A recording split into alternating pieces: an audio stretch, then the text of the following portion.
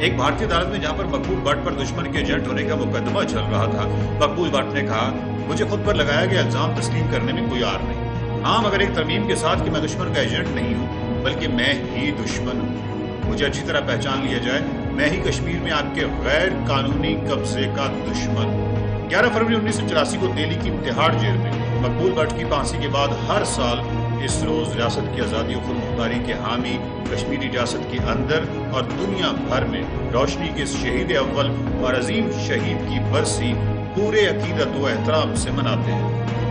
شہید بٹ صاحب اس راستے پر نکلا، اس کو پھانسی دی، اس کے پھانسی ہونے کے بعد میں بھی ہمیں بہت تنگ کرتے تھے، ہمارے گھر پر آرمی ریڈ کرتے تھی۔ اس نے قوم کو یہ پیغام دیا ہے کہ آزادی لڑو۔ دنیا کی سب سے بڑی جمہوریت کے دعوے دار بھارت کی سرکار اور مرکزی سیاسی ادارے پر اس کا کوئی اثر نہیں ہوتا۔ ایک آزادی پسند کو قتل کرنے کے 30 سال بعد بھی اس کی میت کو جیل میں رکھنے میں بھارت سرکار کو کوئی ناانصافی نظر نہیں آتی۔ مقبول بٹ کے لیے ایک قبر سری نگر کے مزار شہداء میں منتظر ہے اور دوسری ان کے آبائی گھر کے آنگن میں ان کے دوسرے بھائیوں کے پہلو میں۔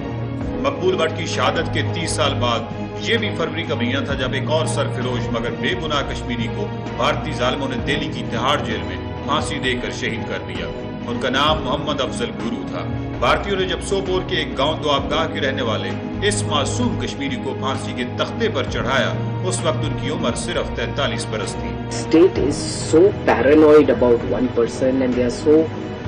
incompetent to handle a law and order situation that they must do a hanging in such secrecy, so much so as to not even permit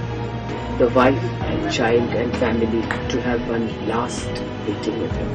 This time they didn't give it, and not only did they not give it, they made a mockery of this so-called information by sending a speed post which they knew will not come. الزام لگایا گیا تھا کہ دسمبر 2001 کو جب مبینہ طور پر دہشت گردوں نے دہلی میں بھارتی پارلیمنٹ پر حملہ کیا تو گرو حملہ آوروں کی معاونت کرتے ہوئے مرکزی کردار ادا کر رہا تھا۔ یہ سراسر تہمت تھی، لیکن اس کے باوجود بھارتی اسٹیبلشمنٹ نے گرو کو 3 دیگر افراد کے ساتھ گرفتار کر لیا۔ And he was picked up, he was tortured very brutally in indescribable ways. I feel sorry for the BJP because every time anything happens, the BJP is, with both hands raised, shouting from rooftops, Congress is soft on terrorists because they have not hung Afzal. They never talk of any other hanging. Why was only Afzal's hanging on top of the others? بھارتیوں نے مزید ظلم یہ کیا کہ پھانسی سے قبل نہ تو گرو کے گھر والوں کو مطلع کیا اور نہ ہی پھانسی کے بعد ان کی میت خاندان کے سپرد کی، بلکہ مقبول بٹ شہید کی طرح افضل گرو کو بھی تہاڑ جیل کے اندر ہی دفن کر دیا گیا۔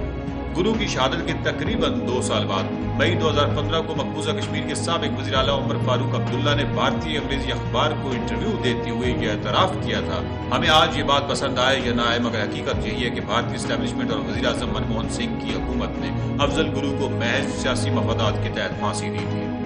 گرو کی شہادت کے ایک روز بعد 10 فروری 2013 کو برطانیہ کے معروف اخبار گارڈین نے ایک طویل آرٹیکل میں لکھا تھا کہ افضل گرو کی موت بھارتی جمہوریت کے دامن پر ایک ایسا سیاہ دھبا ہے جو کبھی نہیں مٹ سکے گا۔ 12 جنوری 2016 کو افضل گرو کی شہادت کی یاد سے ایک بار پھر پاکستان اور مقبوضہ کشمیر میں لوگوں کی آنکھیں بھیگ گئیں جب یہ خبر آئی تھی کہ گرو کے اکلوتے بیٹے غالب افضل گرو نے میٹرک کے امتحان میں 95% نمبر لے کر ممتاز ترین پوزیشن لی ہے۔ اس ساری صورتحال کو کوٹلی آزاد کشمیر کے نامور شاعر محمد یامین نے یوں امر کر دیا ہے، کہاں تو سویا خبر نہیں، قبر نہیں قبر نہیں،